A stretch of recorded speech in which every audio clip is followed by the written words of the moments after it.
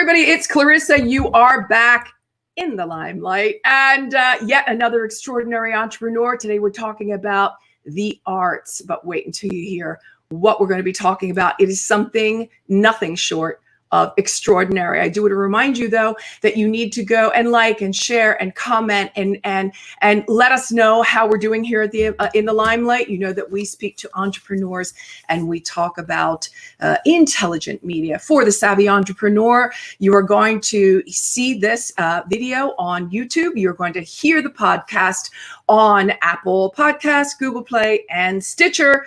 And then don't forget that we've got our digital magazine. This is just a copy for you to see, but the digital magazine, you can find everything at inthelimelightmedia.com. Well, today, as I promised, another extraordinary lady who is a friend of mine, lives in Los Angeles, but is of Italian extraction. She was born in Tuscany and comes from a long dynasty of people that were very important in entertainment in some way, shape, or form. Her grandfather was the owner of, I think, the family as well. She'll tell us when she comes on, the owner of a very famous theater in Florence. And she today is doing, and you know how I talk about the importance of speaking to social causes and entrepreneurs with a social conscience. And if there's anybody in the world that I know that does that, it's this beautiful lady right here. Valentina Castellani is on the show. Welcome to you. Welcome, Clarissa. Such a pleasure to see you again. Thank God for modern technology today. Yeah, I know, right? Thanks for that. So I know that you're coming to us from Malibu, California. We are still going through COVID, so we have to say that. And you were telling me that it's beautiful to see from your house the beaches, but people really are not going there. So that's good to know. Let's jump right in. I want to know just a few words about your family, the history, how you as a child were, sort of brought into this fabulous world of everything arts and entertainment. I'm assuming starting with your grandfather? Yes, absolutely. It actually starts way before, from my great-grandfather, which I haven't met. He was already dead when I died, unfortunately. But my grandfather was the president of Anicagis, which is the International European Distribution. He was a producer and financed many of the golden era films, including some of the Fellini films, etc., etc. And it was the owner of the beautiful, iconic Teatro Verdi, which is like La Scala, but in Florence, and many others, still in Florence and some in Rome. So obviously I come from a legacy that is so connected to cinema and to theater, ballet, opera, plays, and I had a golden childhood, being exposed to so much. I remember spending afternoons after doing homeworks just waiting either for my mother or my grandfather in the movies, watching whatsoever film play or so. So very, very wow. So did you know then that this was going to be your path? I didn't know at all, but I was always a very creative child. I was put in an art institute since I was 13. Actually, I was a year and a half in advance in school, and I used to paint. I have a master's degree in painting, design, and fine arts. Actually, right. It just came a little bit later. Obviously, it fell into my pockets because of my grandfather and the movie industry. A little bit. I did some acting, more for fun than anything else. And then later on, definitely also with Francesco Quinn, which was my life partner, it became a very strong call. And when he died about 9 years ago now, it was our dream to open a production studio, and I did it in his memory and to keep the legacy alive. And I've been blessed to collect many successes and film of great content. Yes.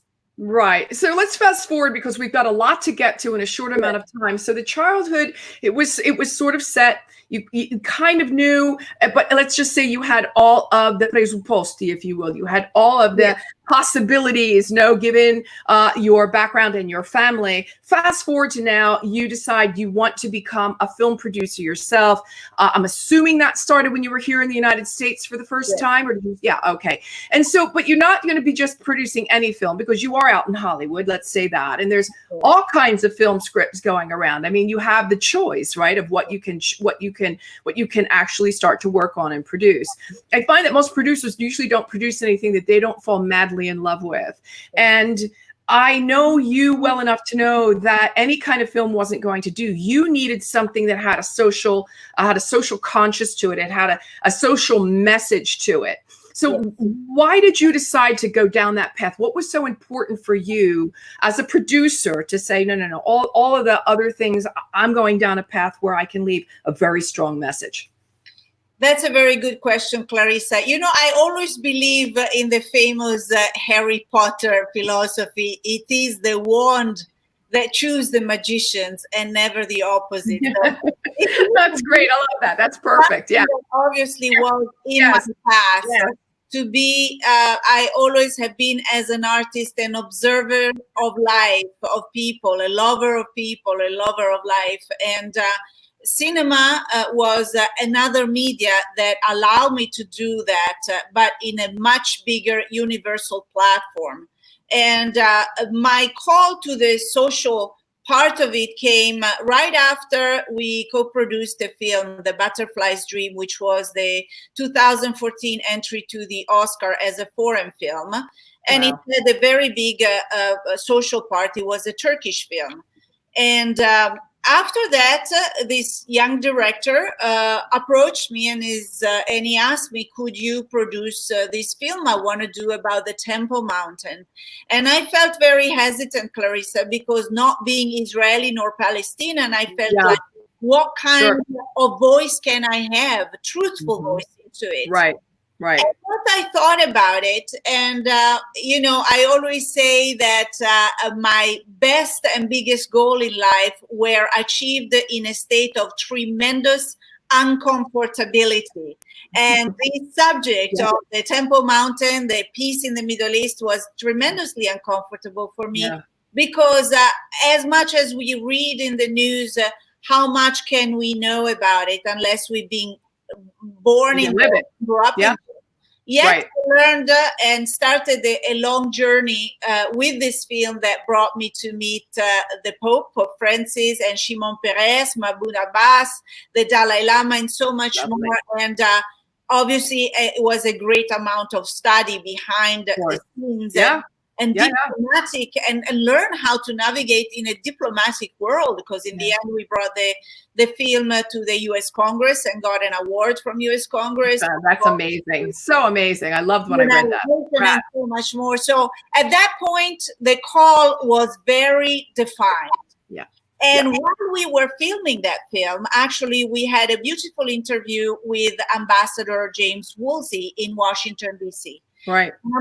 Ambassador Woolsey was the founder of the U.S. Energy Security Council, which is that government organization created to diminish our dependency from oil. And while we were interviewing him, actually, to talk about the peace in the Middle East, because he's an amazing politician and strategist and a person of great knowledge, it became clear to myself and the director, Isaac Hurst, that the oil part and what we were discussing was another film by itself. Yeah, of course. So we're like, yes, we would like to film, to do a documentary film about oil and what it brings about. But again, I never interested into doing a documentary simply political.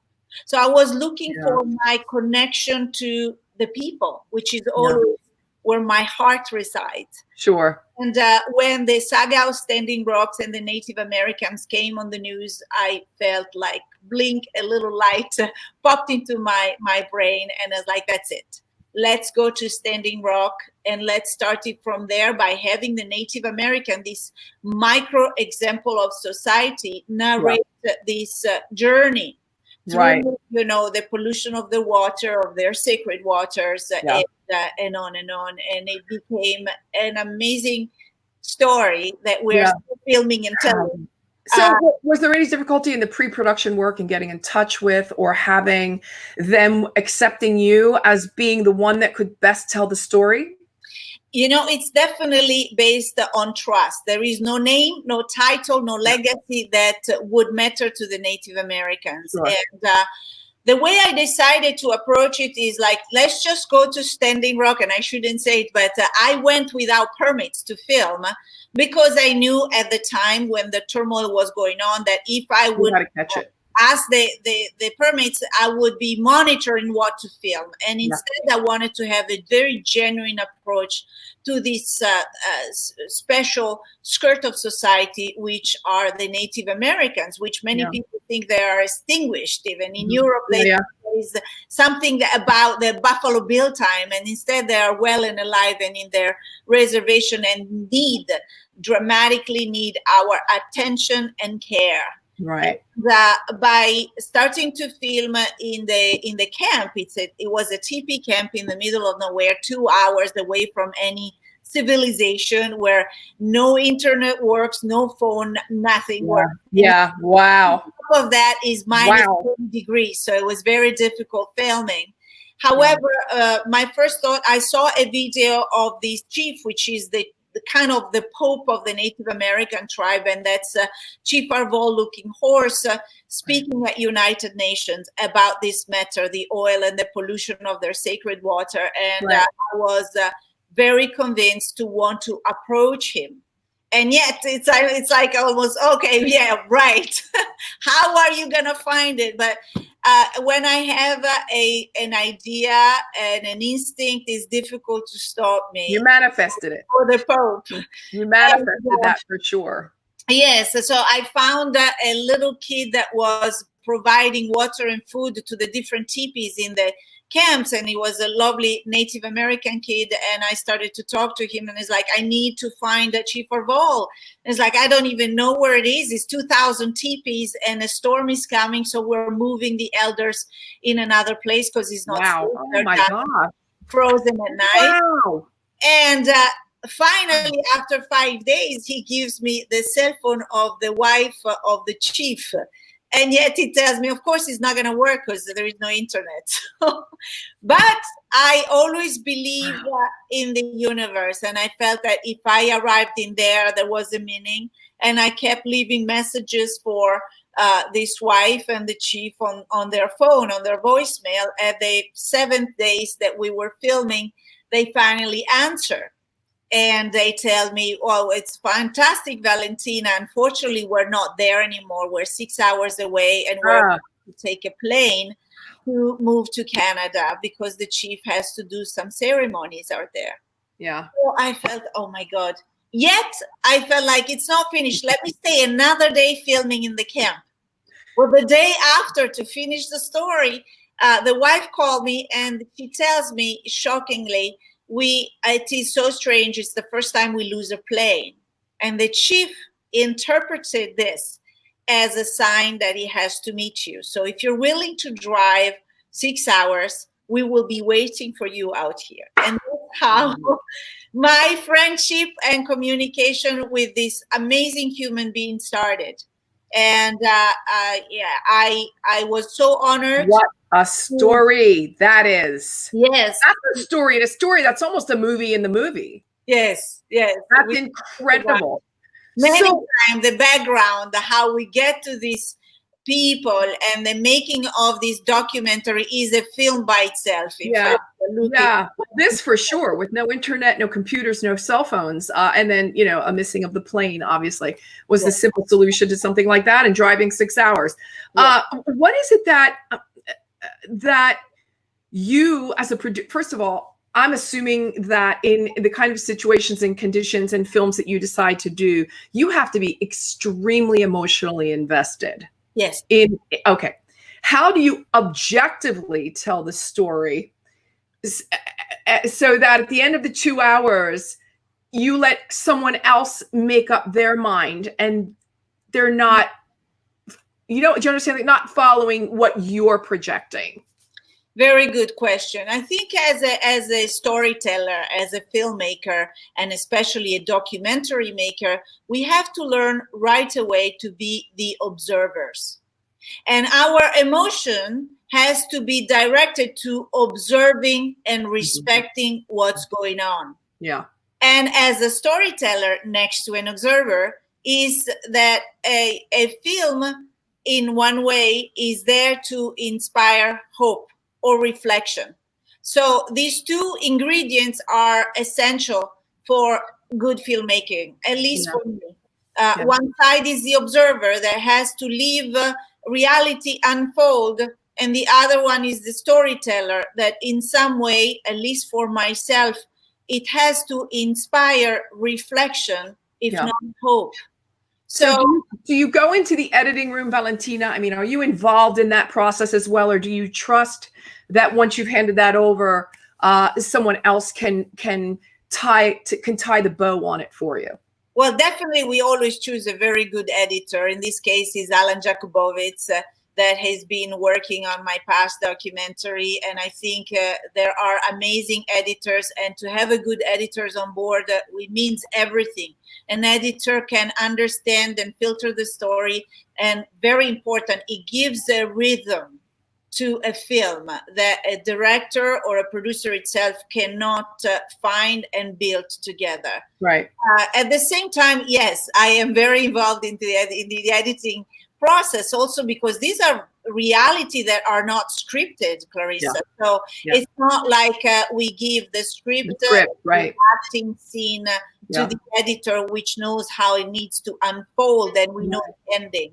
Right. Here we are catching pieces and glimpses of life, and by keeping in mind the goal and the message of the documentary, they need to be put together as a puzzle. So it is very important that for us who were the first witness of the story while filming are there, whether it's me, the director, or us together with the editor, to really kind of get the shape together. And then, of course, I am a believer that each artist should be left a bit alone and free to express. And so I really do trust the editor in the end. Okay, this is the message. This is what we witnessed. This is the energy that we want to convey.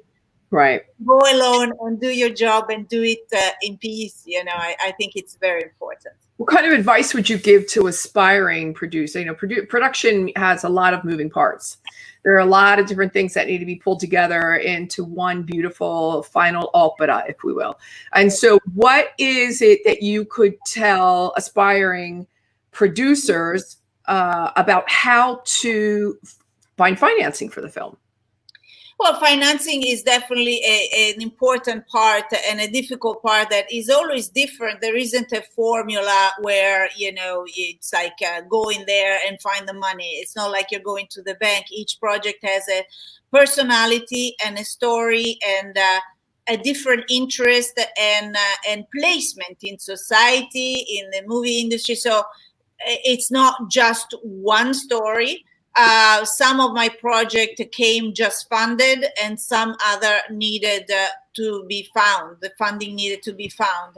I think in terms of choosing what to produce or what to shoot, first of all, be connected with your heart to the subject or the message of the film. Very, very important. And start from a different point of view.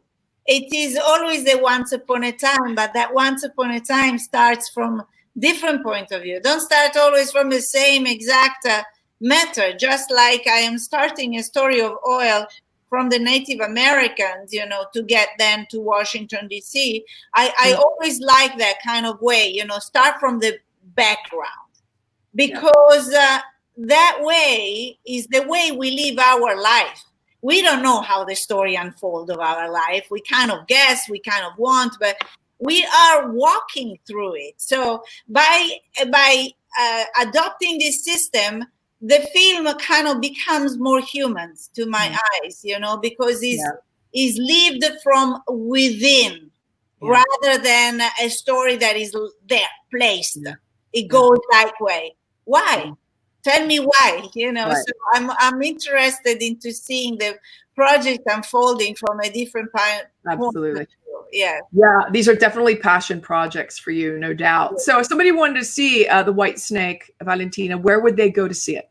Well, it's still filming, so it's not finished. And right now, obviously, we are all at home. Also, the Native American in the reservations are in quarantine, so we are waiting to start filming again.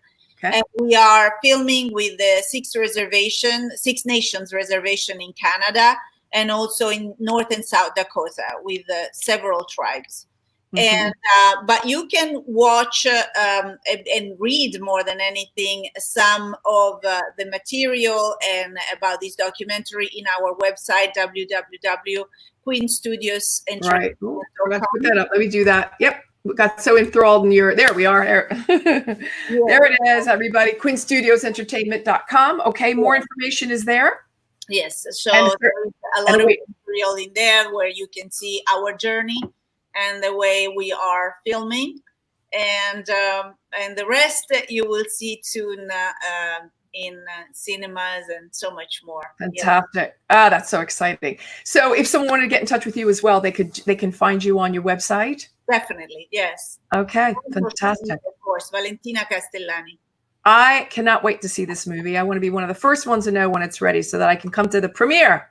Thank you, Clarissa. I will definitely come out and see it. It's going to be an amazing, I mean, just like everything else that you do and everything else that you are, an amazing woman with amazing head, with amazing thoughts, and it's certainly a beautiful heart. So thanks for being on the show with us today, Valentina. I really appreciate your time. It was a pleasure, Clarissa, and good luck to you. Thank you. Talk soon. Bye. Ciao, ciao. Thanks for watching this episode of In the Limelight TV, intelligent media for the savvy entrepreneur. Please consider liking, sharing, and subscribing to my channel and connecting with me on social. You can listen to this interview on Apple Podcasts, Google Podcasts, and Stitcher. And you can also go to inthelimelightmedia.com to read our digital magazine.